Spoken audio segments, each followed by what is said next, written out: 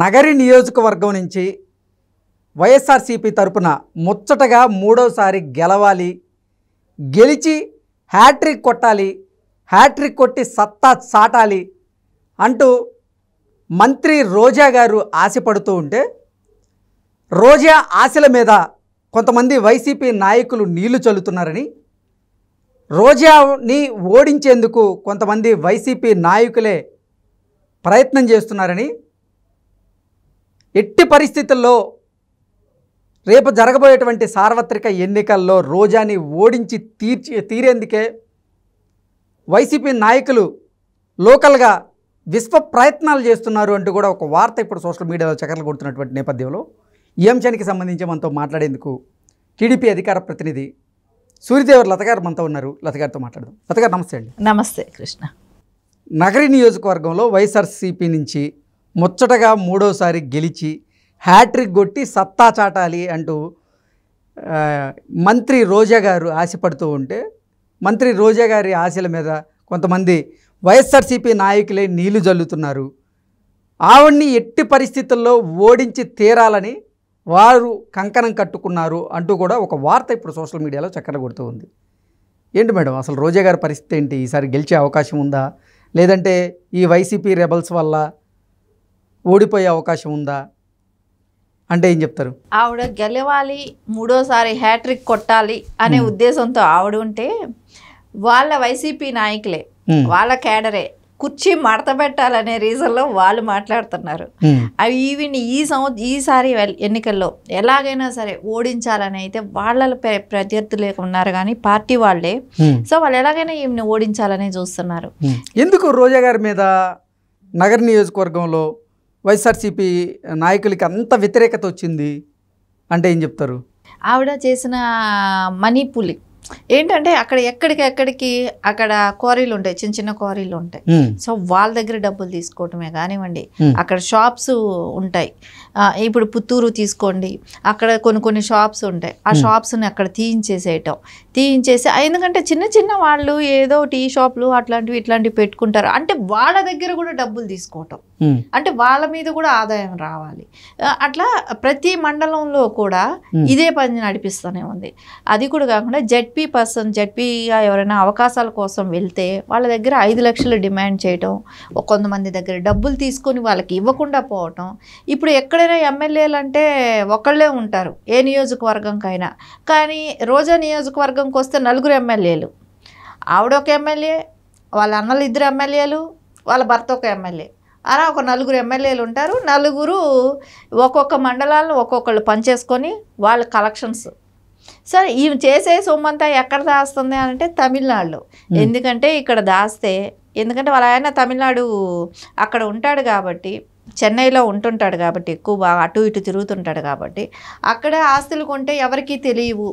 So రేపొద్దున ఇక్కడ ఏదైనా తేడా వచ్చి వెళ్ళిపోవాలంటే చెన్నైకి వెళ్ళిపోవచ్చు, మకాం మార్చచ్చు అనే ఒక ఉద్దేశంతో తన తమిళనాడులో ఇన్వెస్ట్ చేయటమే కానివ్వండి, అక్కడ పొలాలు కొనటం కానివ్వండి, సో ఫ్యాక్టరీస్, స్టీల్ ఫ్యాక్టరీ లాంటివి, షుగర్ ఫ్యాక్టరీస్ లాంటివి, ఇలాంటి ఫ్యాక్టరీస్ కూడా అక్కడ కొంటాలే కానివ్వండి, ఇవన్నీ కూడా చేస్తూనే ఉంది.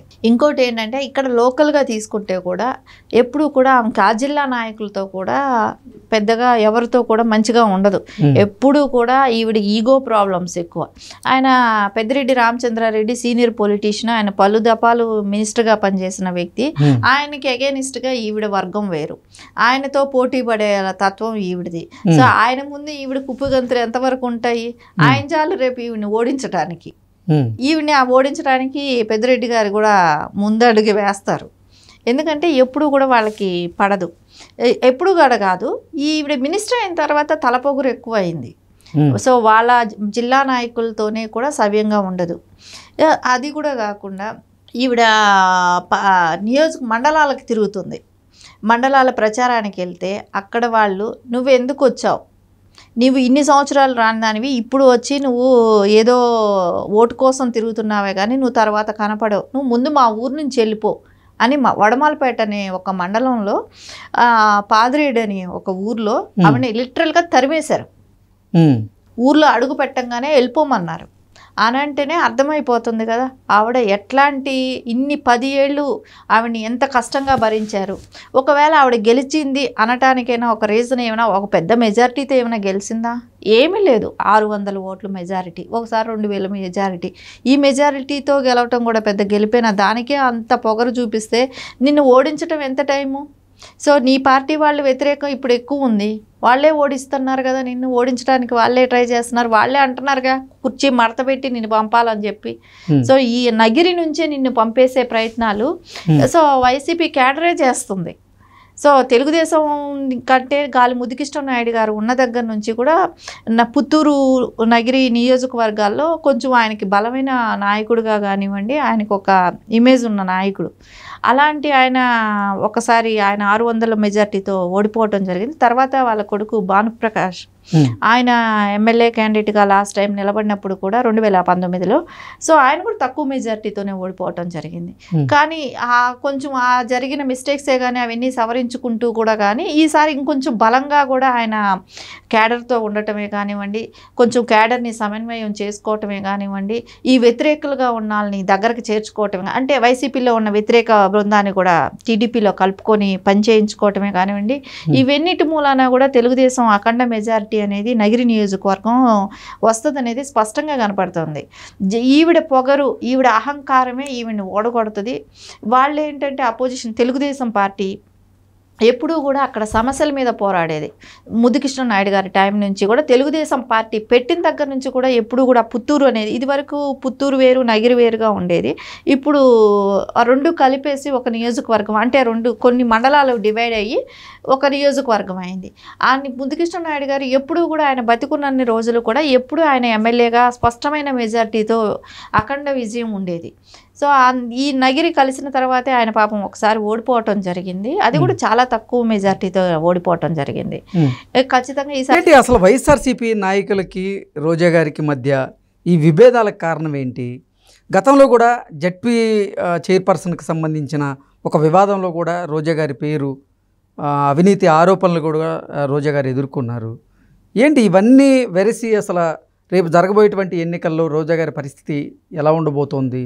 వాళ్ళందరూ కూడా ఎవరైతే వ్యతిరేకులు ఉన్నారో ఇప్పుడు జడ్పీ చైర్మన్ల కాడ నుంచి మండల అధ్యక్షుల కాడ నుంచి అందరూ కూడా జగన్మోహన్ రెడ్డిని కలవటానికి తాడేపల్లి వరకు కూడా రావటం జరిగింది. వస్తే ఆయన సమన్వయం చేస్తాడా అని కాదు కానీ క్యాండిడేట్నే మార్చమని అడగటానికే వాళ్ళు వచ్చారు. ఈవిని అనౌన్స్ చేసిన తర్వాత కూడా వచ్చారు ఆయన దగ్గరికి, కానీ ఆయన అసలు వీళ్ళని పట్టించుకోలేదు, వీళ్ళని గురించి ఆలోచించకపోయేటప్పటికి వీళ్ళని కలవలేదు కూడా, లిటరల్గా కలవనప్పుడు వాళ్ళు వెళ్ళిపోయారు కూడా.